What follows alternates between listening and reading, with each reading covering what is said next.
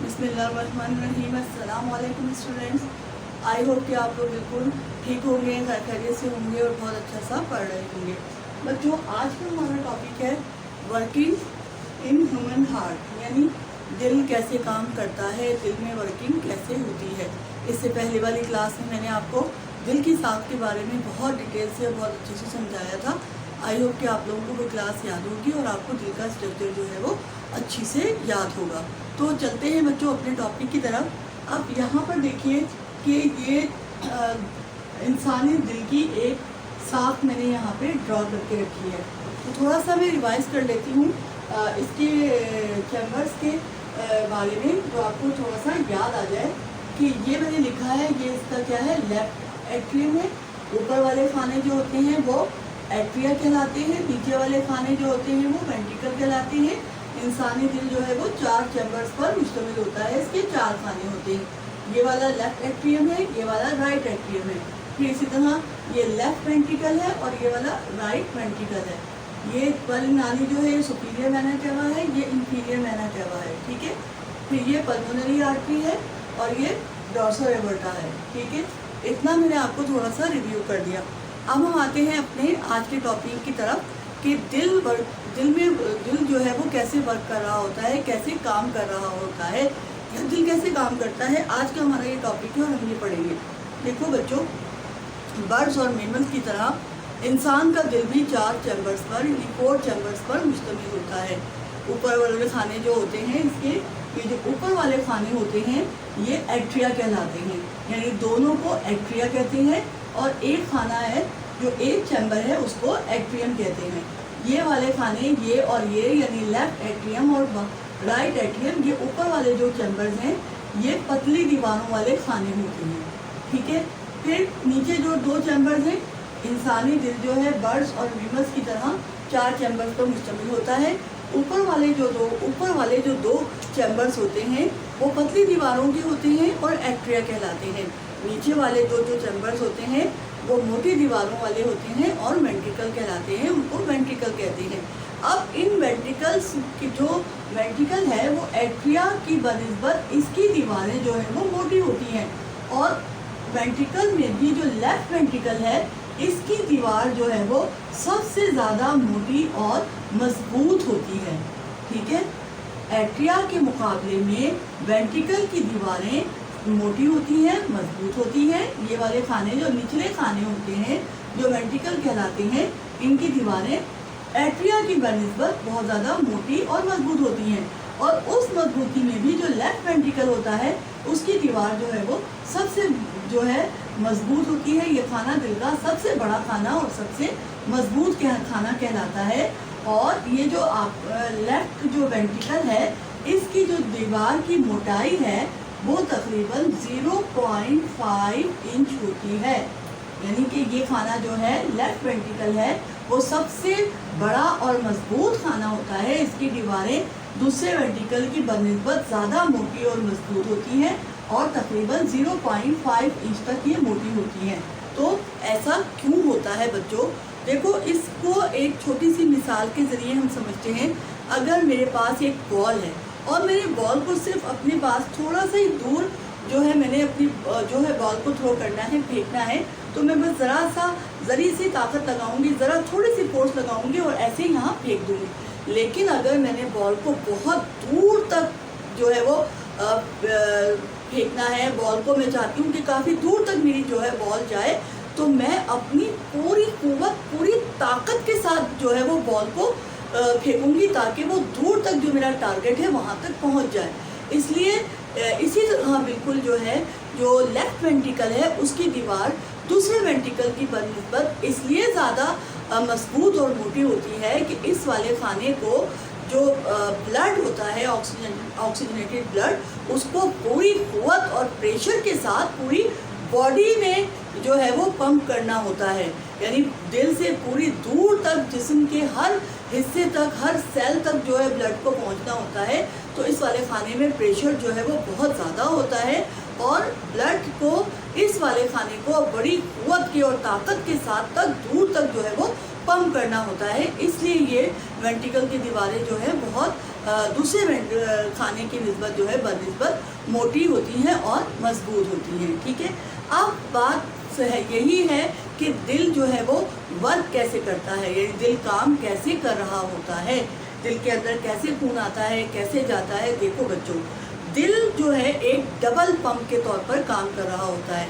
Double pump से मतलब ये है कि दिल क्या करता है, ये जिस्म से डीऑक्सीजनेटेड ब्लड को रिसीव करता है, फिर उसको लंग्स में पंप करता है, फिर लंग्स से ऑक्सीजनेटेड ब्लड को रिसीव करता है और उस ऑक्सीजनेटेड ब्लड को फिर पूरी बॉडी में पंप कर रहा होता है।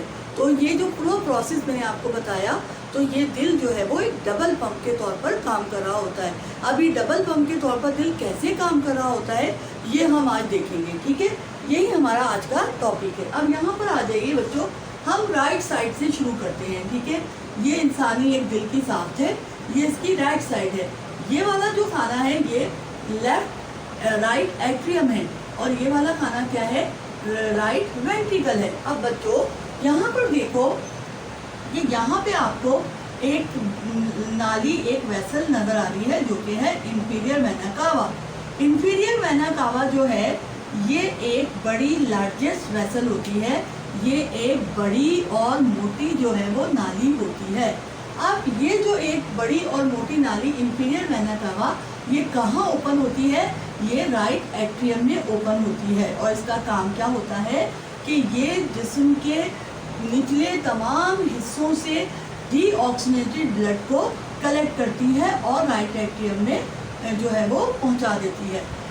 देखो बच्चों कि इंफीरियर वेना कावा जिस्म के तमाम निचले हिस्सों से, यानी हमारा जो एब्डोमेन है उससे एक वेन, तमाम छोटी छोटी वेन्स जो है वो निकलती हैं और डीऑक्सीजनेटेड ब्लड को कलेक्ट करती हैं। जैसे जिगर से एक वेन जो है वो निकलती है, घुटनों से वेन निकलती है, मैदे से वेन निकलती है, फिर हमारी टांगों से एक वेन आती है। तो इस तरह तमाम जो है वो छोटी वेन्स मिलकर एक बड़ी जो है वो वेसल में, एक बड़ी वेन में जो है वो ओपन होती हैं। ये मिलके एक बड़ी वेन बनाती हैं जिसको इंफीरियर वेना कावा कहते हैं। और इंफीरियर वेना कावा एक वरीद है, एक वेन है जिसमें क्या होता है, डीऑक्सीजनेटेड ब्लड होता है जो कि तमाम जिस्म से जो है वो कलेक्ट होता है। अलग अलग ऑर्गन में से अलग अलग जो है वेन निकलती है, डीऑक्सीजनेटेड ब्लड को जमा करती है, कलेक्ट करती है और ये सारी वेन्स मिलकर एक बड़ी लार्जर वेन बनाती है जिसको इंफीरियर वेना कावा कहते हैं। और ये इंफीरियर वेना कावा क्या होता है, ये तमाम जिस्म से डीऑक्सीजनेटेड ब्लड को कलेक्ट करके कहाँ लेकर आती हैं, इस राइट एट्रियम में। राइट एट्रियम क्या है, रिलैक्स कंडीशन में है। इंफीरियर वेना कावा तमाम जिस्म के निचले हिस्सों से, जिस्म के निचले हिस्से से डीऑक्सीजनेटेड ब्लड को कलेक्ट करके कहाँ पहुँचा देती है, राइट एट्रियम में। इसी तरह आपको यहाँ पे ये एक वेसल, एक बड़ी जो है वो वरीद नज़र आ रही होगी जिसका नाम है सुपीरियर वेना कावा, ये भी राइट एट्रियम में ओपन होती है। अब सुपीरियर वेना कावा का क्या काम है कि ये जिस्म के जो ऊपर वाले हिस्से होते हैं, जैसे दिमाग है हमारा, ज़बान है, आँख है, हमारे ये शोल्डर हैं, दोनों बाजू हैं, इनसे एक एक वेन निकलती है और इन तमाम जो हमारे ऊपर के जो है तमाम ऑर्गन हैं उनसे डीऑक्सीजनेटेड ब्लड को कलेक्ट करती है। फिर ये तमाम वेन्स मिलके एक बड़ी नाली बनाती हैं जिनको हम क्या कहते हैं, सुपीरियर वेना कावा। और ये सुपीरियर वेना कावा में ये तमाम जितनी भी हमारे बॉडी के जो ऊपर वाले पार्ट से डीऑक्सीजनेटेड ब्लड को कलेक्ट करके कहाँ लेकर आती हैं, सुपीरियर वेना कावा में। फिर ये superior vena cava right atrium में ओपन होती है और सारा ब्लड जो जिस्म के ऊपर वाले हिस्सों से आता है वो भी राइट एट्रियम में पहुंचा देती है। ठीक है बच्चों, जब जो है दिल जो है कैसे काम, ये कॉन्ट्रैक्ट होता है फिर रिलैक्स होता है, फिर कॉन्ट्रैक्ट होता है फिर रिलैक्स होता है। तो जब खाना जब दिल का कोई चैम्बर रिलैक्स होता है तो ब्लड को रिसीव करता है और जब वो कॉन्ट्रैक्ट करता है तो ब्लड को पंप कर रहा होता है। ये बात याद रखिएगा। तो ये रिलैक्स कंडीशन में था। अब क्या हुआ कि ये खाना जो है ब्लड से, डीऑक्सीजनेटेड ब्लड से भर गया है, ये फिल हो गया है पूरा। तो क्या होता है अब ये जो राइट एट्रियम है ये कॉन्ट्रैक्ट होता है। क्या होता है? इसमें कॉन्ट्रैक्शन होती है, ये सिकुड़ता है। ठीक है, ये सिकुड़ता है। तो यहाँ पर आपको नजर आ रहा होगा ये एक वॉल है। ये कौन सा वॉल है? ट्राइकस्पिड वॉल है। ये वॉल का क्या नाम है? ये कि ये जो है ट्राइकस्पिड वॉल है। अब ये ट्राइकस्पिड वॉल मैंने यहाँ लिख देती हूँ, ये वॉल है ट्राइकस्पिड वॉल है। ठीक है, ट्राइकस्पिड वॉल जो है वो ये ऐसे बंद था, अब ये ऐसे खुल जाता है। क्या ऐसे वॉल जो है ये इसके दरवाजे बंद हैं। ट्राइकस्पिड वॉल ये क्यों वॉल है कि इसके 3 फ्लैप्स होते हैं, 3 फ्लैप्स होते हैं, यानी 3 दरवाजे होते हैं। ये ऐसे बंद है, अब ये ऐसे करके खुल गया।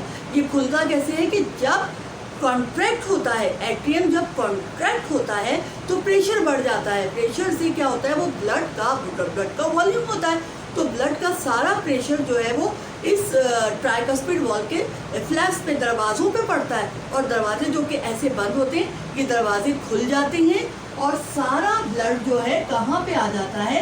राइट वेंट्रिकल पे आ जाता है। अब यहाँ से ये सारा ब्लड जो मैं ये डॉट बना रही हूँ, ये सारा ब्लड जो है वो राइट वेंट्रिकल में आ गया। जब राइट वेंट्रिकल में ये ब्लड आ जाता है और ये खाना ब्लड, ये ब्लड से भर जाता है। ब्लड कौन सा है? डीऑक्सीजनेटेड ब्लड है। तो फिर क्या होता है? राइट वेंट्रिकल कॉन्ट्रैक्ट करता है।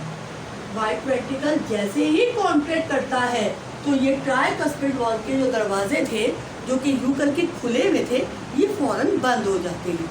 ठीक है, कि जैसे ही वेंट्रिकल कॉन्ट्रैक्ट कर रहा होता है, जब वो रिलैक्स होता है तो वो राइट एट्रियम में से सारा डीऑक्सीजनेटेड ब्लड जो है वो रिसीव कर लेता है। रिसीव करने के बाद जो वो भर जाता है खून से, डीऑक्सीजनेटेड ब्लड से भर जाता है, तो क्या उसका प्रेशर बढ़ जाता है और वो कॉन्ट्रैक्ट होता है। जब वो कॉन्ट्रैक्ट होता है तो उसका प्रेशर बढ़ जाता है, और जैसे ही राइट वेंट्रिकल कॉन्ट्रैक्ट होता है तो ट्राइकस्पिड वॉल के जो दरवाजे होते हैं वो ऐसे करके पूरे फुल फोर्स से ये बंद हो जाती हैं। अब ब्लड को क्या होता है? ब्लड को तो कहीं जाना है ना।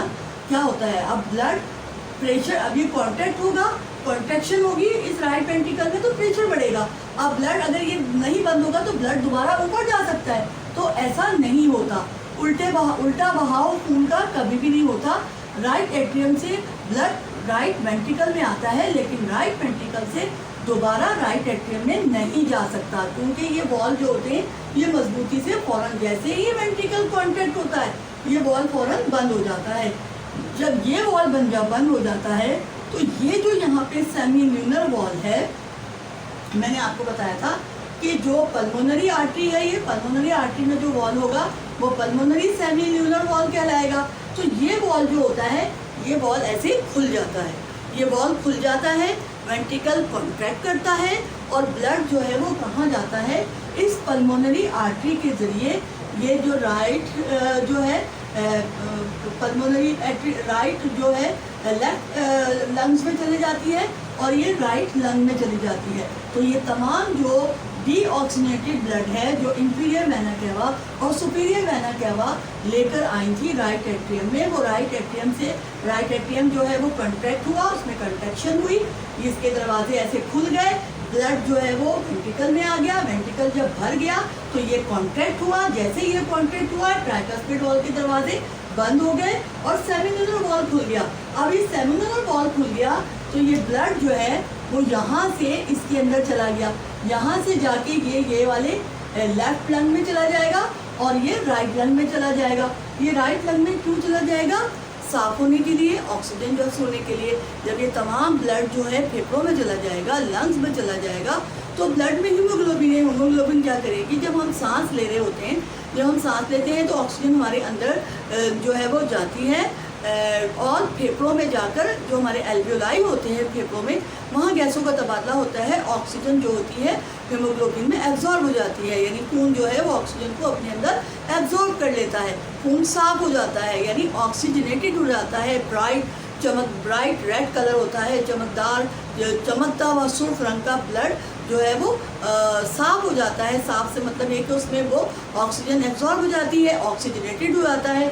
फिर वो ऑक्सीजनेटेड ब्लड जो है, ये दो पल्मोनरी वेन है। क्या है? ये दोनों पल्मोनरी वेन है। ये पल्मोनरी वेन जो है कहाँ ओपन होंगी? ये लेफ्ट एट्रियम में। ये कहाँ ओपन हो रही है? ये लेफ्ट एट्रियम में ओपन हो रही है। कौन सा ब्लड लेके आ रही है? ऑक्सीजनेटेड ब्लड लेके आ रही है। ऑक्सीजनेटेड ब्लड कैसे लेके आ रही है? क्योंकि ये पल्मोनरी वेन कहाँ से आ रही है? ये लंग से आ रही है। लंग से ये ऑक्सीजनेटेड ब्लड को लेकर कहाँ ओपन हुई? लेफ्ट एट्रियम में। जब लेफ्ट एट्रियम ब्लड से भर जाता है तो क्या होता है? उसमें कॉन्ट्रैक्शन होती है, सिकुड़ता है खाना। जब सिकुड़ता है तो प्रेशर बढ़ जाता है। प्रेशर बढ़ जाता है तो ये ऐसे बंद है, ऐसे ये दरवाजे इसके बंद हैं। जैसे ही प्रेशर पड़ता है दरवाजे ऐसे खुल जाते हैं। जब दरवाजे जैसे खुल जाते हैं तो क्या होता है? ब्लड सारा, ये ब्लड जो है वो सारा यहाँ पर इस वाले खाने में यानी लेफ्ट वेंट्रिकल में आ जाता है। अब लेफ्ट वेंट्रिकल जब पूरे ब्लड से, ऑक्सीजनेटेड ब्लड से भर जाता है तो क्या होता है? फिर इसमें कॉन्ट्रैक्शन होती है। ये वाला खाना सिकुड़ता है। जब ये वाला खाना सिकुड़ता है तो मैंने आपको बताया कि लेफ्ट वेंट्रिकल जो है वो सबसे बड़ा और सबसे मजबूत खाना है। सबसे मजबूत खाना क्यों है? कि उसको जो ब्लड है वो पूरी फोर्स के साथ, पूरी ताकत के साथ पूरी बॉडी में इसको पंप करना है। तो क्या होता है? जैसे ही ये खाना, ये लेफ्ट वेंट्रिकल कॉन्ट्रैक्ट होता है यानी सिकुड़ता है तो ये बाइकस्पिड वॉल जो है वो फौरन बंद हो जाता है, क्योंकि उल्टा बहाव नहीं होता। वेंट्रिकल से ब्लड कभी भी ऑरिकल में नहीं जाता। तो क्या होता है? प्रेशर, अब ब्लड को कहीं ना कहीं तो जाना है ना, तो अब ब्लड का क्या होगा? तो ये एवोर्टिक जो सेमिन्यूलर वॉल है ये ओपन हो जाएगा और ब्लड जो है एक फोर्स से, एक धक्के के साथ, एक ताकत के साथ पुश करेगा और कहाँ चला जाएगा? ये एक बड़ी है नाली है जिसको हम एवोर्टा कहते हैं। इस एवोर्टा में चला जाएगा। अब ये ब्लड जो है वो सारा यहाँ पुश हुआ। जब ये पुश कर देगा इसको तो ये रिलैक्स हो जाएगा। जब ब्लड सारा यहाँ चला जाएगा एवोर्टा में तो वेंट्रिकल रिलैक्स हो जाएगा। वेंट्रिकल जैसे रिलैक्स होगा तो ये सेमिन्यूलर वॉल जो है ये बंद हो जाएगा, यानी खून का कभी भी उल्टा बहाव नहीं होता। एट्रियम से खून वेंट्रिकल में आता है, वेंट्रिकल से एवोर्टिक सेमिन्यूलर वॉल और पल्मोनरी सेमिन्यूलर वॉल से ये आगे जाता है। कभी भी उल्टा बहाव नहीं हो रहा होता। अब यहाँ पर देखो बच्चों, ये जो एवोर्टा है ये एवोर्टा 3 में तकसीम हो जाती है। अब पहली वाली जो होती है वो कैरोटिड होती है, एक सिस्टमिक होती है और एक सब क्लेवन होती है। कैरोटिड जो होती है वो जो हमारा हेड है इसके तमाम हिस्सों को खून पहुंचाती है। सब क्लेवन जो है हमारे शोल्डर्स को खून पहुंचाती है। कैसा खून पहुंचाती है? ऑक्सीजनेटेड ब्लड पहुंचाती है। सिस्टमिक जो होती है, अब ये डॉर्सल एवोर्टा, ये डॉर्सल एवोर्टा जब पीछे से मुड़ के नीचे आती है, ये एवोर्टा जब नीचे आती है तो ये डॉर्सल एवोर्टा कहलाती है। डॉर्सल एवोर्टा ऑक्सीजनेटेड ब्लड को लेके हमारे, ये सिस्टमिक होती है, हमारे सिस्टम को ब्लड पहुंचा रही होती है। हमारे पास बहुत सारे सिस्टम हैं। हमारे पास नर्वस सिस्टम है, डाइजेस्टिव सिस्टम है, रिप्रोडक्टिव सिस्टम है, एक्सक्रीटरी सिस्टम है, स्केलेटन सिस्टम है, यानी हमारे जितने तमाम सिस्टम पाए जाते हैं उन सबको ये ब्लड पहुंचा रही होती है। ये गुर्दों में जा रही होती है, निज़ाम इखराज में जा रही होती है, ये जिगर में जा रही होती है, ये हमारे रिप्रोडक्टिव आर्गन को खून पहुंचा रही होती है, ये डाइजेस्टिव ऑर्गन को खून पहुंचा रही होती है, जिसको मेसेलिया को मेसेंट्रिक आर्टरी कहते हैं। मेसेंट्रिक आर्टरी बाद में ये और जो है वो आर्टरीज में डिवाइड हो जाती है। इसी तरह इलेइक आर्टरी है जो हमारी टांगों को खून पहुंचाती है। जब ये टांगों को खून पहुंचाती है तो जाहिर सी बात है कि वहाँ पे जाके ये सेल्स में जाती है। सेल में क्या होता है?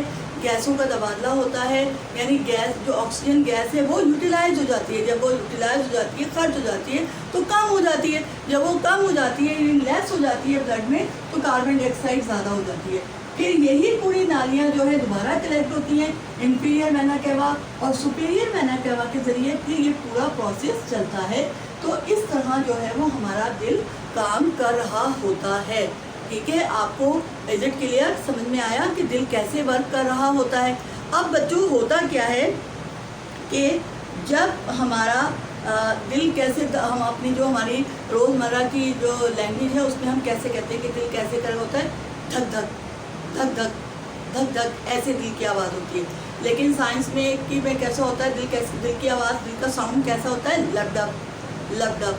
अब लब की आवाज़ कब पैदा होती है और डब की आवाज़ कब पैदा होती है? देखो बच्चों कि जब वेंट्रिकल जब वेंट्रिकल कॉन्ट्रैक्ट करते हैं यानी सिकुड़ते हैं तो ये जो वॉल होता है ट्राइकस्पिड वॉल और बाइकस्पिड वॉल जो होते हैं ये बंद हो जाते हैं। ये दरवाजे हैं, ये क्या है, ये एट्रिया और वेंट्रिकल के दरमियान दरवाजे हैं। दरवाज़ा खुलता है तो कोई आवाज़ नहीं आती, लेकिन दरवाज़ा बंद होता है तो आवाज़ आती है। तो जैसे ही वेंट्रिकल कॉन्ट्रैक्ट करते हैं, इनमें कंट्रक्शन होती है, ये सिकुड़ते हैं तो फ़ौरन ही ट्राइकस्पिड वॉल और बाइकस्पिड वॉल जो है वो बंद हो जाते हैं। तो जैसे ही ये दरवाजे बंद होते हैं, ये वॉल बंद होते हैं तो लब की आवाज़ आती है। ठीक है, किसकी आवाज़ आती है, लब की आवाज़ होती है।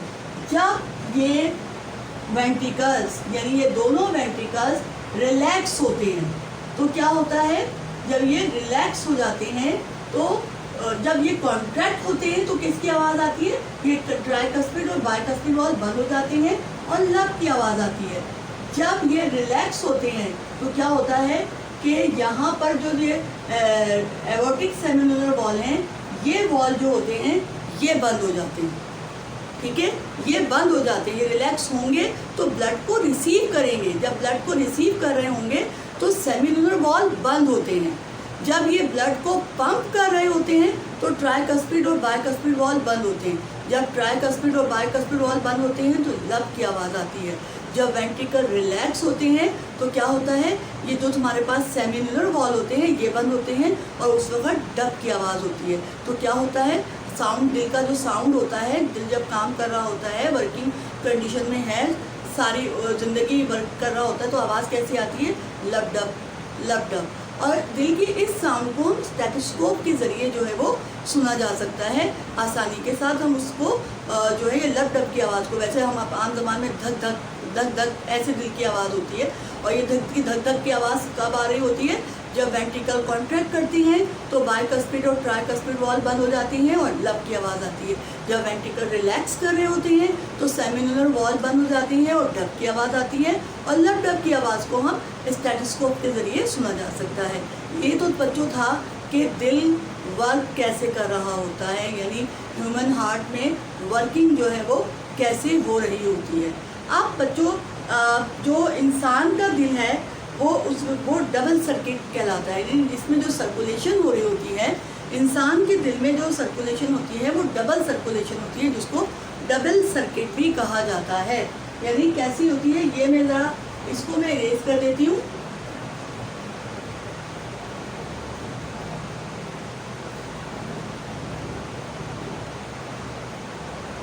इंसान के दिल में जो है, जो पाया जाता है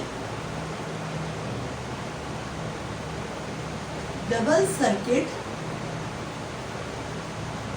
सिस्टम पाया जाता है। अभी डबल सर्किट सिस्टम क्या होता है, ठीक है, इसको समझने से पहले आप जो है समझो कि 3 तरह की जो है वो सर्कुलेशन हो रही होती है। एक होती है सिंगल,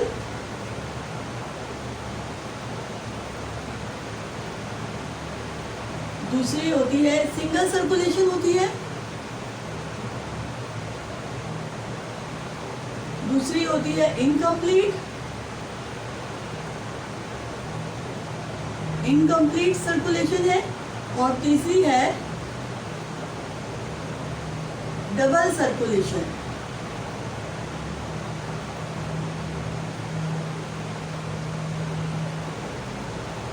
अब आप बच्चों देखो कि सिंगल सर्कुलेशन क्या होती है। सिंगल सर्कुलेशन ऐसी होती है कि समझो कि सपोज कर लो कि ये दिल है, ठीक है, ये दिल है।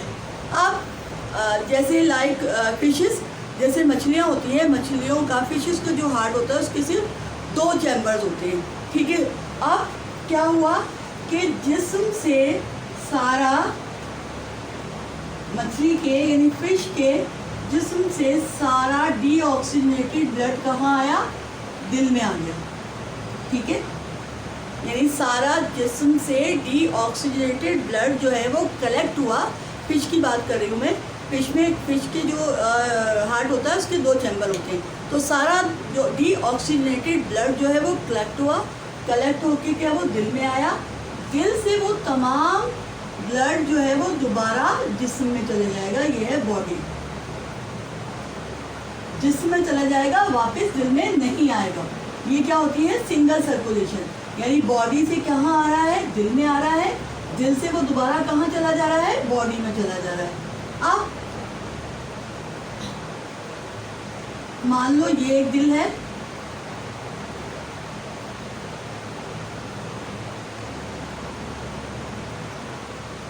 ठीक है, ये एक दिल है। अगर इसको हटा दूं मैं, ये 3 चैम्बर्स हैं, 1, 2 और ये 3, ठीक है। इसमें क्या है? 3 चैम्बर्स हैं।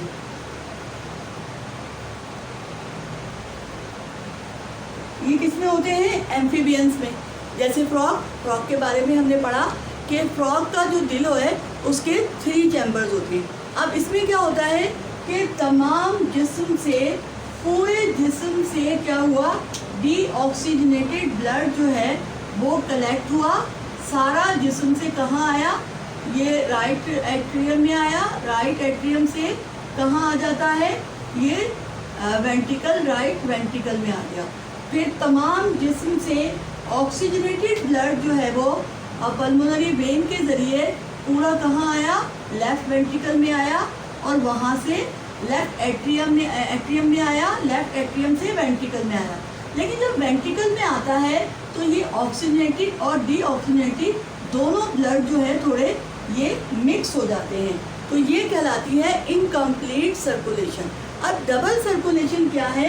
डबल सर्कुलेशन समझो बच्चों इस तरीके से कि मैं पहले आपको आसान अल्फाज में बता देती हूँ कि 2 तरह की डबल सर्कुलेशन, यानी इंसान में और मेमल्स में जो है, बर्ड्स हैं, मेमल्स हैं और इंसान हैं, हम भी मेमल्स में जो है वो हमारा शुमार होता है, हम भी मेमल्स में काउंट होते हैं। इसमें डबल सर्कुलेशन पाई जाती है, जिसमें एक होती है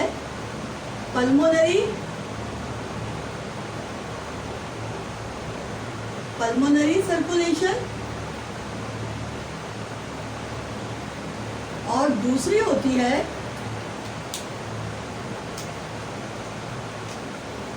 सिस्टमिक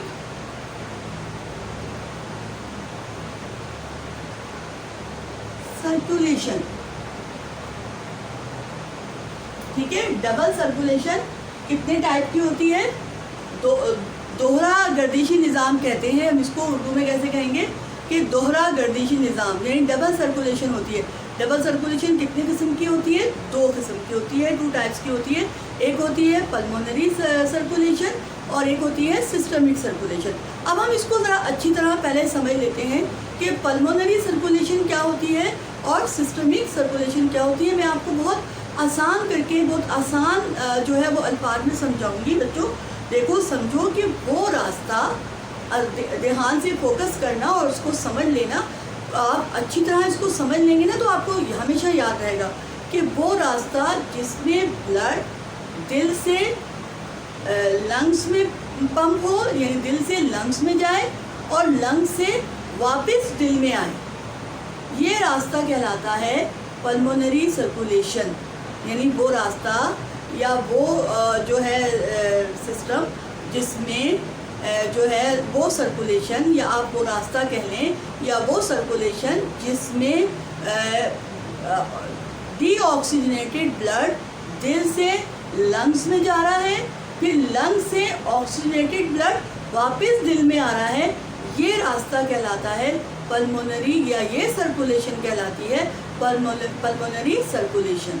दोबारा बता देती हूँ कि क्या होता है कि वो रास्ता या वो सर्कुलेशन जिसमें डीऑक्सीजनेटेड ब्लड लंग्स में पंप होता है, फिर लंग्स से जो है वो ऑक्सीजनेटेड ब्लड जो है वो दिल में आता है, दिल रिसीव करता है, ये सर्कुलेशन कहलाती है पल्मोनरी सर्कुलेशन। और सिस्टमिक सर्कुलेशन वो सर्कुलेशन होती है या वो सर्कुलेशन या वो रास्ता जिसमें तमाम जिस्म से डीऑक्सीजनेटेड ब्लड दिल में आए और दिल से ऑक्सीजनेटेड ब्लड पूरे जिस्म में सप्लाई हो, ये वाला रास्ता या ये सर्कुलेशन सिस्टमिक सर्कुलेशन कहलाती है। इसको इस डायग्राम की मदद से हम समझ लेते हैं। अब यहाँ पर देखिए कि ये जो बना हुआ है ये दिल बना हुआ है, ये दिल है, ठीक है। अब मैंने यहाँ पर लिख दिया है कि ये लेफ्ट एट्रियम है, ये लेफ्ट वेंट्रिकल है, ये राइट जो है एट्रियम है, ये राइट वेंट्रिकल है। फिर यहाँ पे ये दो नालियाँ इसके अंदर ओपन हो रही हैं। एक है सुपीरियर वेना केवा, ये यहाँ ओपन हो गई, ये इंफीरियर वेना केवा, ये यहाँ ओपन हो गई, ठीक है। अब यहाँ से ये वाली नाली जो है ये पल्मोनरी आर्टरी है। पल्मोनरी आर्टरी यहाँ से जाके ये कहाँ जा रही है, ये लंग्स में जा रही है। अब लंग्स से ये पल्मोनरी वरीड कहाँ ओपन हो रही है, पल्मोनरी वरीड कहाँ ओपन हो रही है, ये लेफ्ट एट्रियम में ओपन हो रही है। अब यहाँ पे ये एक और नाली है, ये क्या है, ये दिल से जा रही है, ये पूरी पीछे से घूम के कहाँ जाएगी, ये नीचे आ रही है, ठीक है। ये लंग्स है, ये दिल है और ये पूरी बॉडी है। अब यहाँ पर हो रही है डबल सर्कुलेशन। अब डबल सर्कुलेशन समझ लो, अभी मैंने जैसे आप लोगों को बताया कि वो सर्कुलेशन जिसमें आप ये देखो, यहाँ पर देखो कि क्या हो रहा है, वो सर्कुलेशन जिसमें भी ऑक्सीजनेटेड ब्लड दिल से कहाँ जा रहा है, लंग्स में जा रहा है। लंग्स में क्यों जा रहा है, साफ होने के लिए जा रहा है। अब यहाँ पे क्या हुआ, गैसेस का एक्सचेंज हुआ, ऑक्सीजन ब्लड में जज हो गई और फिर यही ब्लड जो कि ऑक्सीजन रसीदा यानी ऑक्सीजनेटेड ब्लड है वापस दोबारा दिल में आ रहा है। तो ये वाला रास्ता, ये सर्कुलेशन कहलाएगी पल्मोनरी सर्कुलेशन। दोबारा बता देती हूँ कि वो सर्कुलेशन जिसमें